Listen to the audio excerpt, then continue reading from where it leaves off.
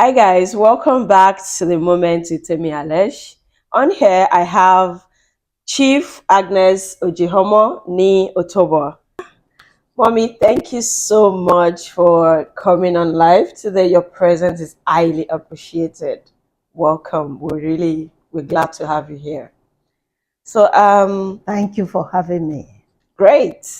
So I'll be asking you a few questions, and it's all about teaching and giving the society and the generation which we live in today some great lessons about about how to live their life, about what they should keep up from, what they should do, what they should not do, the do's and don'ts about life lessons in general. So that's why we've said, okay, let's. And you look very good at your age. Like, you don't really look your age. If I must say, you don't look your age.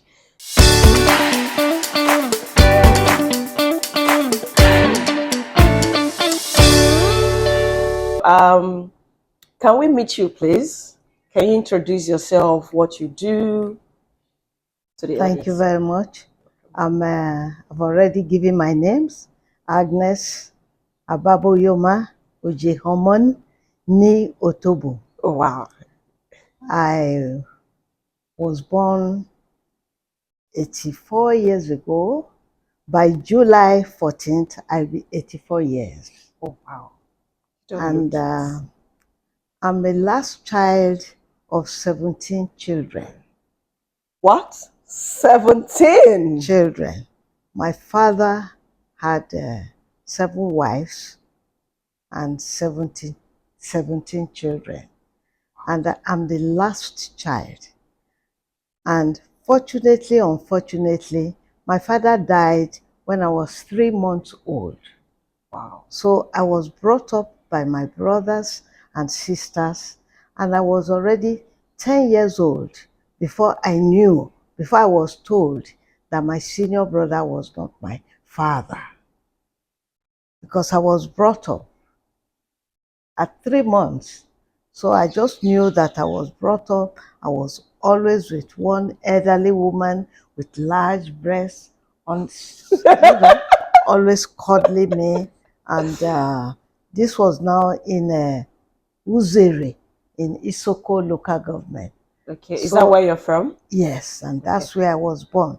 Although we are told that we're usually born in a place called Bethel, not in Isoko local government, where they had the colonial maternity. Anyway, by about age 3 or 5, I remember sitting in a cart Mhm. being drawn by, I can't remember whether it was by bicycle or a horse, with this same elderly woman was sitting on her lap, and we were now drawn or driven to Ugeli, which Okay. is in the Robo land area. And that was where I was like brought up initially, because my senior brother was court registrar in the then colonial setup in the court. Mm. So I remembered vividly Ugeli, and I was attending the Ugeli local government primary school with my other siblings, whom later on I discovered were my nephews, because I was, and I remember that I would be taken to school on a bicycle by our father's bicycle man. While other children will be walking, I'll be carried in the bicycle to church, to school. Okay. And when there was no bicycle available, our father's wife would make arrangement for a woman who would back me to school. And I remember that other children were walking, but I was either on a bicycle or We're more on a back. privileged. Privilege. And by about age 8, 9, or 10. I don't know how it happened, but later I was told I was sent to Kano in Okay. the north to Okay. be put in the convent school, like boarding. Okay. But then my uncle there, Mafeni, now said I was too young. So I ended up growing up with this my uncle and the wife and children in Kano. So by age 10, it was this my uncle in Kano, Mafeni, that now told me that I am the last born of 17 children Hmm. and that Chief Williams Otobo is not my father, but is the What? first son of my father. So he gave me the history of my life. And Wow. then, of course, I was in St. Louis School in Kano with other siblings. And in Kano at that time, growing up, we grew up speaking Igbo, Hausa, Yoruba, Wazobia. automatic. And we were so well treated, even though it was a Catholic school, it was so, we were privileged. And luckily for me, I still maintain the same languages. Growing up in Kano, then finishing primary school, then secondary school, then somewhere along the line, I was now sent again. No, I think it was by entrance exam. We took entrance from St. Louis School. I got admitted to Queen's College, Ede, and then for reasons which I have no hands in, I was now told that I would go to a teacher training college in Ado Ekiti, St. Louis, in Ado Ekiti. So I now went and finished very top, you know, higher higher school certificate in teaching. They used to call it higher elementary Elementary. teacher training. But Okay. I got so, and then there in the convent, it was full boarding. And I remember holidays, I would either go back to Kano. Most of the time I went back to Kano. And from Kano, if I am now told, not if I shall arrange that we will go to Lagos, the train, I'll be put on the train and I will arrive Lagos alone, unaccompanied. If they say Ibadan, I'm saying Ibadan because by this time, my other brother, Chief J. Otobo, was now a minister in the old Western region. So train could now take me straight to Ibadan. Okay. If they now say we're going to Delta, we will take the same train, come down at Oshogbo railway station, and then we'll be put in Amel's bus. Later on, I understood that all was pre-arranged. Oh. Unaccompanied, the bus, Amel's lorry, will take us from Oshogbo to Benin, Wow. where we will spend the night in the Amel's compound, like a travel in. Then we wake up the next morning, the same bus will take us all the way to Sapele by road. And at that time, there was no bridge. Now we will come down and the lorry will drive into what we call Pontu. Pontu. Pontu, What's Pontu? you call it batch. Okay. So the lorry will go on the batch of Pontu in our time. Then we will all also go on the Pontu, and then we cross the river. The lorry will come down. Then we will also come down and enter the lorry. And the time we are being expected in Warri, all our parents and guardians will be waiting. So this was the kind of life I had as a young child. And I just remember that I was treated differently and I was privileged. Luckily for me, even in the boarding houses, the reverend sisters, reverend father, I was prefect, I was privileged, and I was Wow. smart and Interesting. clever and several times I was prefect, head girl. Mm. And what I want to bring out of all this is there was so much security in our time. Okay, You yeah. did it, nobody needed to accompany me. But Mm. now things are different. So, do you think you would have been privileged if you were being brought up by your real father, not the person you consider to be your father? Um, I still would have been privileged because by the time I grew up, all my other brothers and sisters have been educated. The first one, Chief J.E. William, was educated in Hope Wardell, then followed by Stanford, Hope Wardell, then Chief J.E. Otobo, Government College, Ibadan. I don't. Okay. So then my sisters were sent to domestic science training, which was in Bethel. In fact, my sisters taught me ABCD and a lot of rhymes. So my father, even though he was not educated, somewhere along the line, by the time we were growing up, we realized that Uzere was about 10 minutes drive to the seaport called Asabase. So my father must have been a great merchant. Mm. Whether they dealt in slavery, I don't know. But being very close to the seaport. Mm-hmm. So my father was a merchant, and we grew up to find evidence of cutlery and plate, Spanish, and the building that he had. And we also grew up to find that the district officer, DO, house was in our town, Oh, okay. and which was very near the seaport.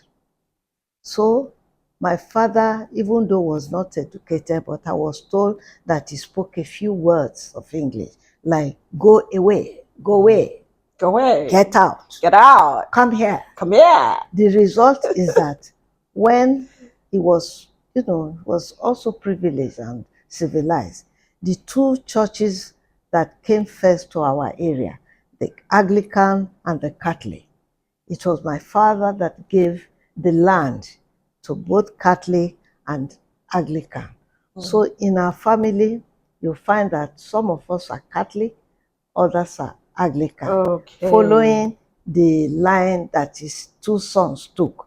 Maybe he purposely put one of the sons in Catholic and put another one in Anglican. Yeah. So if he had been alive, I would still have had the same education. Education. That Interesting. Thank you so much for that. And then I must say he must have been enlightened because his first son, Chief James Eboy Williams, we are told that when he had him, so the DO went to the hospital with him, and then the DO said, "Oh, it's a boy."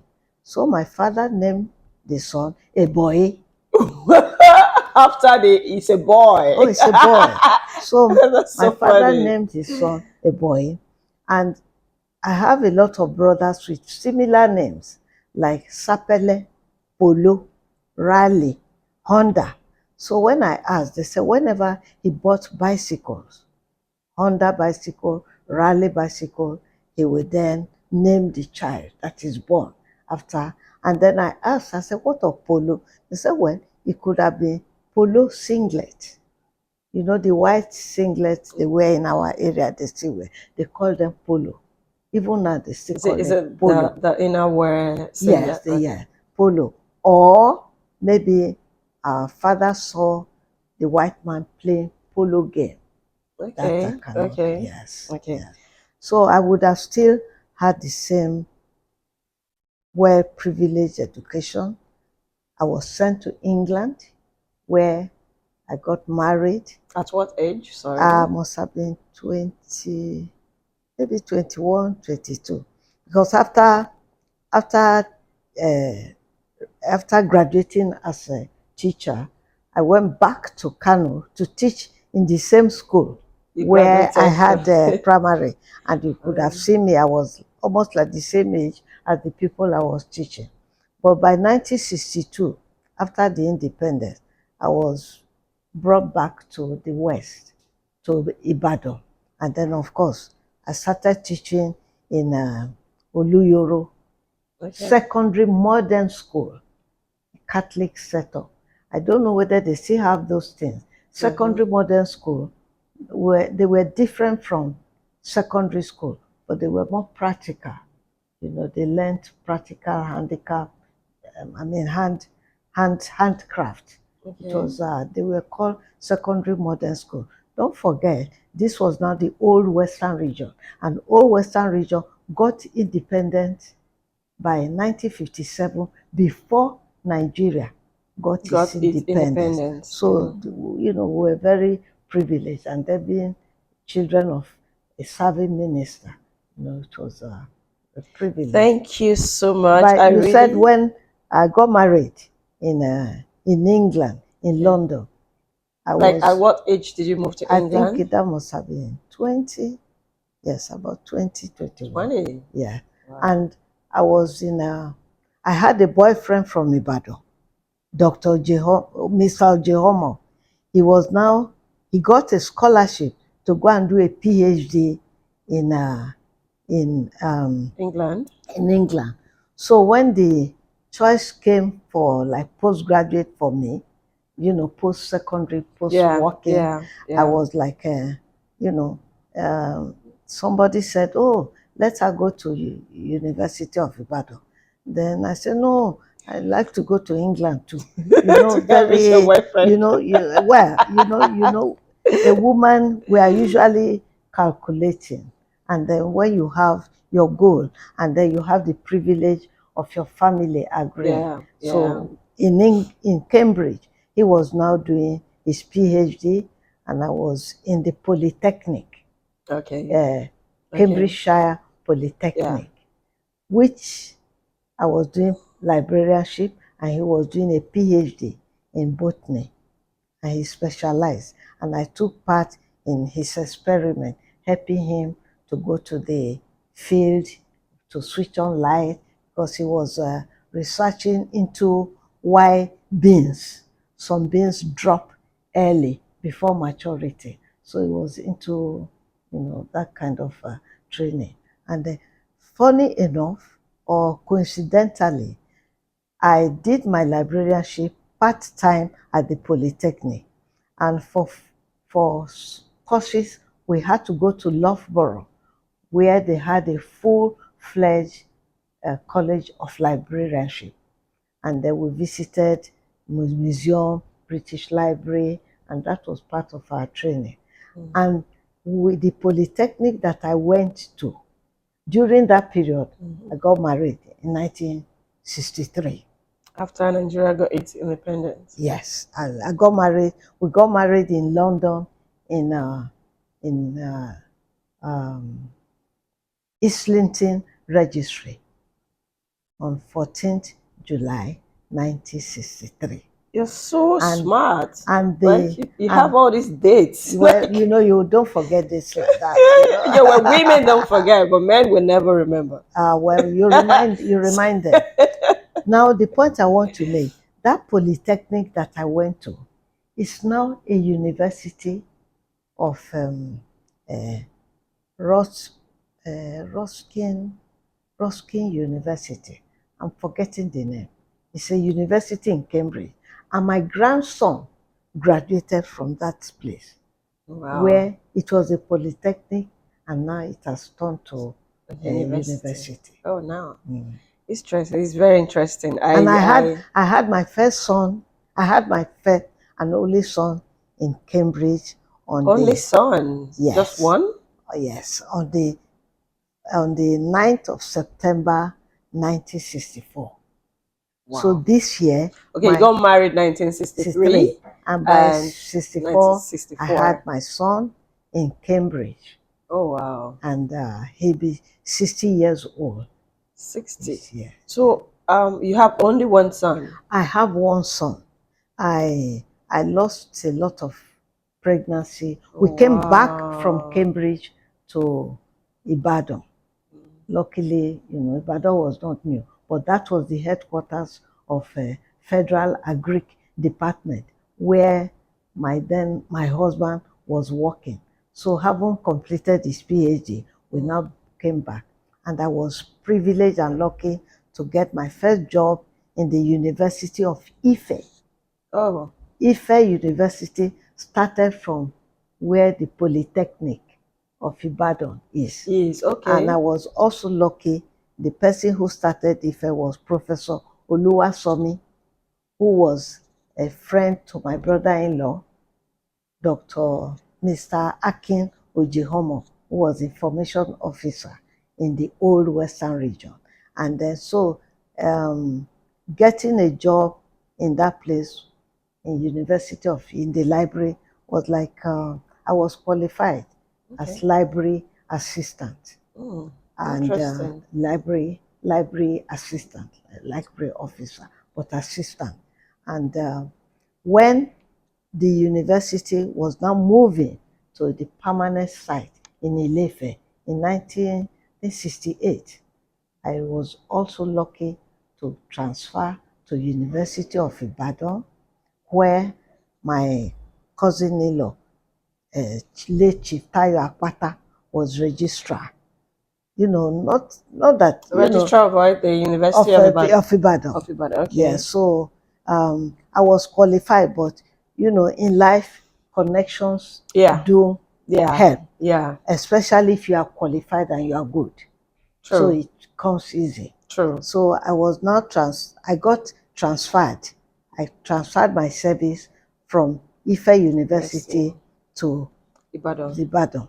At that time, it was Ife University. It later became Obafemi Awolowo University. So I was then even lucky because during this period I was having problem with pregnancy. I had so many miscarriages. Oh, wow. So it was like the doctor, Professor Ojo, said you can't work full time. You should work part time. So I was lucky. I was in Institute of Education as part-time library officer, and I changed and organized things. Then a few years after, there was Institute of African Studies, and the librarian was now going away, an American woman, Mrs. Sine. She just told Professor Armstrong, who was head of Institute of African Studies, said, Agnes will take over from me. So I now moved from Institute of Education, small library, to Institute of African Studies. Sounds good. Where an Institute of African Studies at that time was independent of the university. It had its own funds from Ford Foundation, Carnegie Foundation, and Professor Armstrong American. So Mrs. Sinnett was American. So I was there, library, institute, involved in everything. And I turned the library around, I organized it. We recorded so many things. I must add that in Institute of African Studies, that was the time people like Wole Soyinka, Wale Oguyemi, Jimmy Solanke, there was one other name I will remember. They were acting because Professor Armstrong was very African. It was called African Studies, but then he had interest. And every now and then when I see Professor Wole Soyinka, I say, this is Agnes, your librarian. He said, I know you, my librarian. So, and I was there working, and because of my own medical problem, I had 6 miscarriages. 6 after, yes. Wow. 6 miscarriages. So by 1972, we were now lucky for my husband to have a job in Rome, Food and Agric, International UN Food and Agric Organization. The headquarters is in Rome. So there was vacancy for that post for Nigeria to be represented.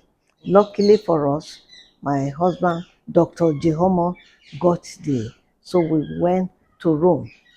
Going to Rome, I had to take leave of absence from Institute of African Studies Mm-hmm. for 3 years Oh, because wow. we were told it's 3 years. Okay. So I went with him. We tried for children, didn't work. But Mm. then I took advantage of the language. I Okay. learned speak Italian. Then Really? we were not diplomats.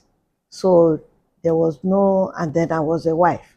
So I was free to invest, to go about. So after learning the language, I studied the interior, furniture, kitchen.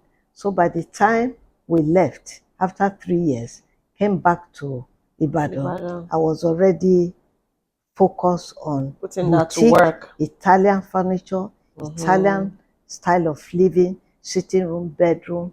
So when I came back, I spent 3 months in the university just to say I'm back. But then I withdrew my service. I Okay. didn't retire because I had not spent enough years. So I Mm-hmm. withdrew my service. And then after that, Ibadan, I started with Italian boutique. Then I went into Italian furniture, ceramic tiles. And then at that time, you walk, I was lucky. I had a lot of my brother, Engineer Guy Otobo, was already in the Ministry of Works. So construction and big buildings and architects. At that time, the architects would come to me, choose my ceramic tile. If it is approved, I will now place order Okay. in Italy. And Okay. then I I I had like just airport. I supplied all the ceramic tiles, and in a lot of places like that where architects have approved my. So it was good business, and then he was civil servant working, but I was in private sector. And during that period, he had a daughter called Eva. I will show you the picture. Then I was told that I had a daughter. Then have my family, and I had an older sister, late Chief Mrs. Elizabeth Akinjide in Ibadan. They had Mm. known me when I was young Young, as a yeah. child of Chief J. Otobo, politician. Mm. So by the time, you know, when I was in Rome, they visited. So by the time we came back to Ibadan, I became her junior sister. And I remember she came and said, your husband said there's a child. I'm telling you, take that child. I said, okay. So I took the child. Then after that, the man had another child, and I took. So I had, during this time, we were bringing up so many people in the Ojihomo family. So I Okay. became mother, to all of To them. all of And them. Oh. luckily, you know, by the time um, the man left, marriage was not easy. It was Oh. tough Hmm. because if you had an only child and you are successful in marriage, you come under all sorts of attack and Mm. suspicion. And Mm. me, I'm a I'm a person, I'm a people oriented, and I love people, and then I show affection, which those things don't go too well in marriage. Okay.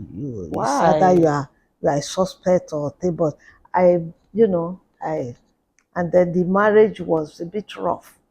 Well, I can say it wasn't too pleasant. It was a bit rough, but I persevered, and Mm. I made sure my son was properly educated. Even for A level, he went to Cambridge peer Mm. school. I was thinking maybe he will have enough grade to enter Cambridge University, but it was not too strong. Luckily, a friend of mine, Mrs. Oseni, said to me one day, take JAM forms, let him do Let him JAM. do So jam. I Mm. took all the syllabus. So I was always going to every time I was there. So he did JAM entrance from Cambridge, from England, and he passed into Uniben. And Mm. the people we brought up, the people I brought up by the grace of God, they are all doing very well. Oh, So I'm great. mother to so many people on Ojihomo's side, and Mm. I'm great grandmother, and I'm lucky they all, even though the man left to remarry. Oh, your husband left you Yes, to. about 25 years. It was rough. He Wow. left and got married to, not married, you know how it is. He had another wife, and then he moved to Benin, and then he had two sons there, and but by this time we have now had our own building. By the time he left the service, he stayed in the service, but at one stage he had to leave. You know, he had to retire from Mm. the civil service, and then when he moved to Benin, um, the children, related to me.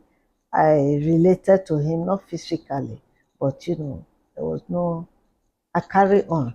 That again, I must tell you, my Hausa upbringing is grace of God. Everything is by grace of God. Yeah. But the upbringing I got as an Hausa child, you accept your situation, Yeah. you and then you move on. You move on You quickly. don't dwell too Too much. much on it. In Yeah. fact, to tell you the truth, that is one of the things that has helped me in life.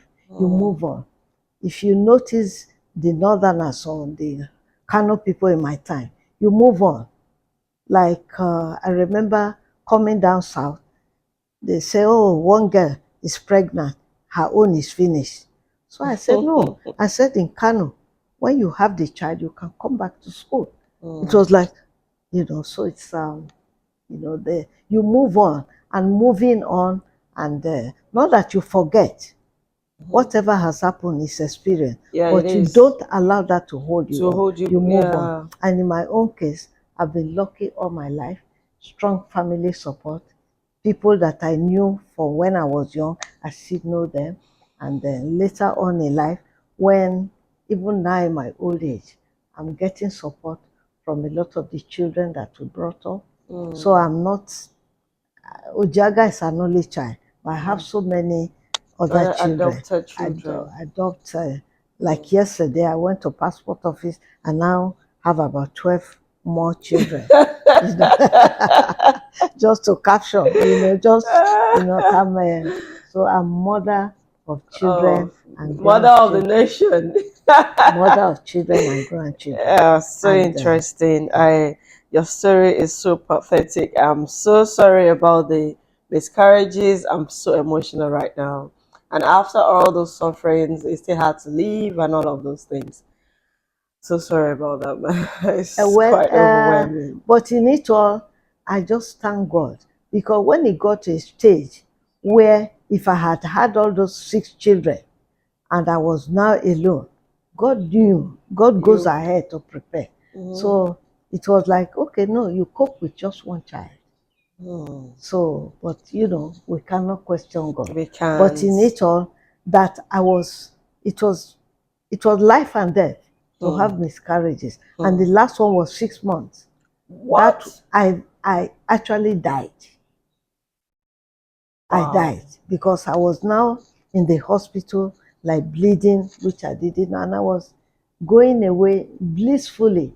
I didn't know, but I was just, all I heard was, Agnes, no! Wow. Later on, I was now told that the afterbirth didn't come out and I was bleeding. So, and everybody was looking. Then Professor Dejumao, who is from my place, who knows my family, not because he knows my family, he was in Professor Ojo's unit. They say he just came into the emergency ward and used his hand physically to bring the afterbirth. Wow. So What an that, experience. yeah, well, but I didn't, I was almost gone, but later Wow. on I was told. But so in it all, I'm grateful to God for surviving. I've Hmm. survived so many other things, Hmm. road accident, violence in the marriage. But Violence. oh yeah, I had a lot of violence in my marriage, but I did not lose focus. I stayed focused and steady. It's grace of God and Hmm. It's determination, grace. and Yeah. then having the right people around you. Hmm. And then today, In July, I'll be 84 by the grace of God. Mm. And I still do the things that I've always wanted to do. I'm active and I like getting involved in charity. I'm Mm. a past president of Zonta International in Oh, wow. Ibadan. In fact, the Wow. Zonta House in Ibadan, I started it in my time Oh. when I was president in 2000. And today, the Zonta House is big. And Mm. the current president, is taking on, the younger ones have taken Zonta into, and because of my charity involvement, even here, I've moved to Lagos in the last 10 years. Oh. I still have the family house in Ibadan. Okay. So I've done a lot of shuttling between Lagos and Ibadan, living with my adopted sister, Siene Onwe Brown, living with my sister, Evelyn Oputu. And then one day they said, Auntie, why don't you just move to Lagos? So I now moved to Lagos. Place was rented for me in Lekki, and in the last 2 years, I have been in this a wonderful apartment provided for me by my adopted son, Kojo Williams. I must Aw. say, I must now say a big thank you to him. We met here in this compound during a fellowship that he organized. And from the first day, he said I was mommy. Then I said, what does it take? He said, it doesn't take anything. You are my mother. Don't have a mother, don't have a father. I said, so you are my son. And he became son. And, you know, during COVID, I turned 80 during COVID. 80. That's Yes, like 2020. 2020. I was 80. And during the period, Kojo, my son, William, will say, Mommy, get ready. I'm coming to take you to Atlantic Beach. You go squeeze get so every Saturday I will wear my mask. He will come for me, take me to the beach, and I'll be walking up and down. He does a lot of meditation, so I exercise. So I had that, and then I learned to exercise and to take care. I'm very, very restless, and I remain active. So I'm grateful. I have to mention the people I'm grateful to. No I problem. thank God everything belongs to God. But Yeah. all the people have mentioned, and then last of all, for Kojo, my son, providing me and my children a befitting accommodation. Mm. So this is home. I God said, bless you. and Bless you, Mr. yeah, Kojo. thank you, Kojo. I said, Mommy, we have a big house in Ibadan. You can't be squeezed up in Lekki. And then he provided this. And having said that, I must thank all my benefactors who look after me, providing the necessary finances to keep me going with monthly support, Thank making sure God. I go to England once a year. Thank And God. now I have 4 grandchildren from my son. 2 are now postgraduate. The last 3 grandsons and 1 daughter. Although my stepdaughters, I'm also grandmother to their children. But directly, the 3 grandsons, 2 are graduate, they've done postgraduate, and the third one will be finishing. Then there's a little girl, Zara Onajite, who is now in secondary school. So I'm grateful and thankful to God and for all my benefactors. And the charity in me is active because my sister Oputu and so many other people make it available for me to get involved. So I'm very much involved in Ovie Brume Foundation, which is a foundation that my sister set up for the son who died 21 years ago. So we give free after school lesson for the ordinary schools, not highbrow school. So I'm very privileged. I'm very lucky. In fact, I say I'm the luckiest grandmother in the world. I'm so glad. I'm happy. I'm happy. Despite the up and down of being the most happiest grandmother. Isn't that nice? I am. I Oh. am. I am. There's And always light at the end of the tunnel, they yes, say. yes. So thank you so much for that story. I've learned a lot from that. So I would like to ask you, are you an introvert or an extrovert? Um, I'm both. Both. Let's say half and half. I'm both. And I open up. Some people see me, they say, oh, Agi is very quiet. I'm not quiet. But I know when and where to get familiar with. I know when and You where know to the speak. boundaries, And yeah. I know how far I can go in a group. Okay. I have friends from all kinds walks of life. I know when I can follow and I know when I can withdraw.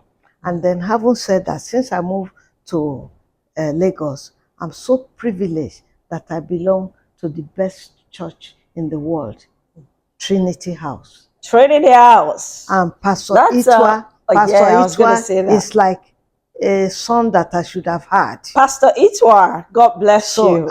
I'm an auntie because the father and the mother took me up during my challenges in Ibadan. The father was registrar in Hmm. the University of Ibadan, and the mother was very strong on women issue. So I'm also so privileged that when I moved to Lagos. to Lagos, I now identify and I'm auntie to um, Pastor Itwa, and the sister is like my junior sister because we have all also lived Together together in in Ibadan. Ibadan. Hmm. And more importantly, I learnt a lot from Itwa's mother because she was strong and firm on women issue. And then in the University of Ibadan, if I had any issue with bills and things, I went to Papa Igodalo who put me through. So I'm so, Interesting. yes, I'm You're so, so surrounded by loved yes, by ones. love, by That's love, that's so by love. interesting. And then how do you want to be remembered? Um, I would like to be remembered for a child that was born 3 months after the father died and was brought up to the highest level and was privileged to have gone to have been properly brought up, properly trained, and loved by everybody. In fact, I'm so loved by everybody that it will take a man with a large heart to actually marry me because I'm warm. So it will take not large heart. You have to love me for what I am and who I am and accept. And so I would like to be remembered for somebody who was brought into the world and had it all good by the grace of God. By the grace of God. Interesting. I like that. So, do you have any regrets? Well, by my upbringing, you don't have regrets. The regrets are chances for you to learn and to move forward. There are no regrets. During the coup, when I came back from England, the coup had taken place. I went to Benin, and my brother, who was an ex-minister or deputy premier of Midwest, they were now living in like a rented place. And they put mat on the floor for us. You sleep. When you wake up as if you woke up from the palace. So there are usually no regrets because every action, everything has been ordained and programmed by God. So regretting, meaning you were part of it, you participated, and then you just pray and work hard for God. They say, may the Holy Spirit not depart from us, Amen. K'Ọlọ́run má fi wálẹ̀, Yeah. so that you'll be able to cope. So regrets, I can't say I will regret that I married wrong. I didn't marry wrong. God has programmed that that is where I will marry, and that is where I will have my child, and whatever came on. I remember telling my son, I kept a lot of things away from my son and my family. I didn't want them to know how For their tough. mental health. And then by the time they knew, my son was like, Mommy, Is this? I say, yes. I say, you are not part of it. It's between me and your father. That is your father. I So, like that. you have to accept and you have to move on. Not that you are stupid. And then not that you are accepting everybody. People will think you have accepted them, but you know who to open up to. You may have hundreds of people, but you know when it's like, if anything happens outside, I may just say something to get away. But when I get home, I will say, now, I said this outside, but this is the real situation. So you must come down to earth, you know. And I just pray for your times, you younger people, our times, independence was handed over to us peacefully. And we held flags like this, and the governor will be going, especially in Kano, they shake your hand, and then, but now, you don't see them. You know, things have changed. It's not only in Nigeria, and this is what you are born into. So I'm appealing to the young people to accept the situation that has come, that we are in. And it's not just here, it's all over the world. Do what you can do. And there are no what do you call it? You know, like Professor Sho, Professor Magic Sho, hands to quickly turn Professor things Shoyinka around. in a book reading, some young people asked, he said, Prof, what do you have to hand over to us? He said, hand over to you? What was handed over to us, we use, but you are in a hurry. You want to start where we ended. So just, It's I gonna know take times are time. hard, Yeah. takes time, but be patient. Look at you, you are a professional, you are professional. Hold on to it. You know, you will build up. You know, you get married, you have children, and whatever it is, don't run away from Nigeria. Stay. There's so much. In fact, we are the luckiest nation in the world. This petrol that we are all crying about, it's not cheap anywhere. At all. It's I not was cheap. telling someone about It's it. not cheap anywhere. It's like yeah. equivalent of $3,000, $4,000 or naira. I Yeah. mean naira to a liter. So let us build together. You know, we can criticize the government, but we the We're people, individuals. we have to try. Yeah. Like the sanitary ware, you see all the gutters in my time, you don't put anything to the gutter. But you see all gutters are filled. So we the people, we also have to, you know, and in try our best. Yes, and in our own small way, we have to try. Not only depend on the government, No, this don't say government, government, that government. It all starts from us. That I believe. Yes, government is not going to control the traffic. Government is not going to say, don't go against the red light. Government is not going to say, oh, you threw something. You know, we have to try. And then just know that Nigeria is a wonderful country. It is actually. And then we are the most loving people on earth. We are so accommodating. I know we are hearing of violence everywhere, Boko Haram, but there are, you know, this happens everywhere. It's just that this is our own and we see it as unnatural, but it will come to pass. You know, I always say something. It will always come to pass. Like this too shall pass. It will always come to pass. You have to have faith. Yeah. You have to have strong faith. Yeah. And then be, you know, be focused. Thank you so much. And be contented.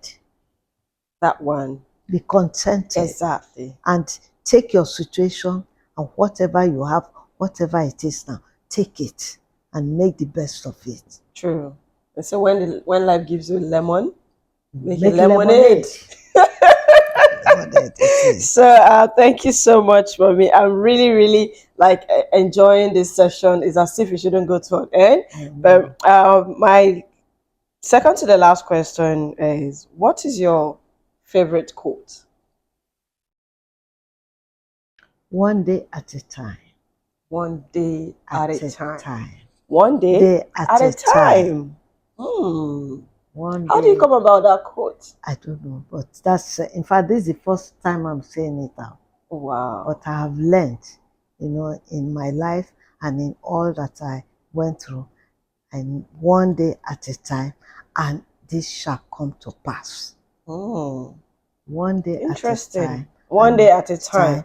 Just like when they say, one step at a time. Yes. Yeah, you can't be jumping like a frog. You have to No, take no, a no, step no. forward before the next Yes, one. yes. One day at a Interesting. time. One day Sounds at a good. time.